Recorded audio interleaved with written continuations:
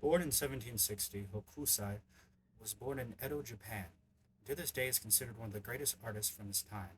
At 19, he was accepted into the studio of Sonsho, becoming a student in the art of woodblock printing, advancing further under Sonsho's watch, and being expelled from the studio after his master's death. During this time, he would also marry his first wife until she died in the 1770s, and would not remarry until 1797.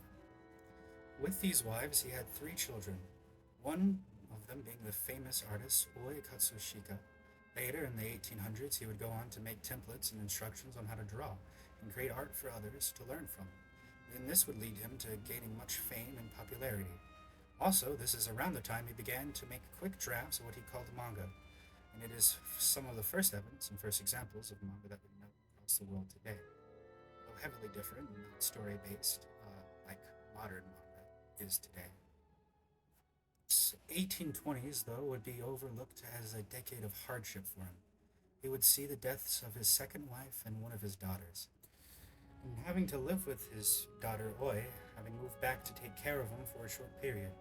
This would be taken back by the 1830s with a resurgence in his motivation and his reputation as an artist. At the age of 70, he started on this 36 views of Mount Fuji, which would be where the work I'm focusing on comes from. Under the Waves of Kanagawa is a work of art that follows us into the modern world more than any of his other works. It depicts a wave that, in its own light, seems to put the great Mount Fuji in its shadow. It is a force to be reckoned with, a work that shows the force of nature that the ocean is, and a force that should never be taken lightly. Hokusai would live until 1849, dying at age 88, still grasping for more time to further himself as an artist every day of his life. He lived a remarkably long time for his day, and his life and work would be noticed by a musician who would be born a few decades later, and one from a completely different part of the world, but one that would take inspiration from Hokusai. Composer Claude Debussy would be born in 1862 in Saint-Germain-en-Laye. Is given his proximity to Paris, would basically be raised as Parisian himself. He'd grow up in a less than ideal childhood that he was often not fond of talking about, but we do know that he escaped from the place he was born to live with his aunt away from the dangers of the Franco-Russian War. He exhibited great musical talent from a very young age, learning the piano from the age of 10 and entering the Paris Conservatory at 11. At 18, he would have his first of many affairs that would haunt his life, the reputation of much of his work during his life.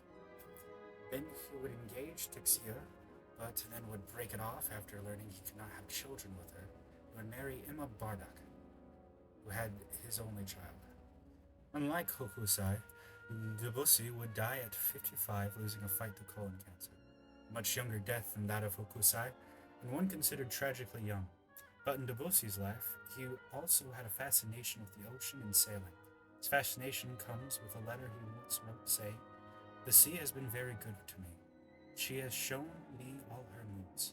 You do not know, perhaps, that I was intended for the fine career of a sailor, and only the chances of life led me away from it. It is quite evident that the sea and everything it has to offer has something that always intrigued the composer, and with that, he learned to find a love for the depiction of it. In particular, the depiction of the ocean on Hokusai's Under the Wave of Kanagawa is a clear and referenced influence to his work Lemuel.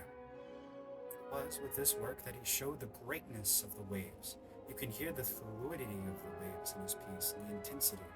And though there are many sections of the piece that would be very stereotypical, there is that sense of passion that Debussy has for not just the ocean but the artwork itself.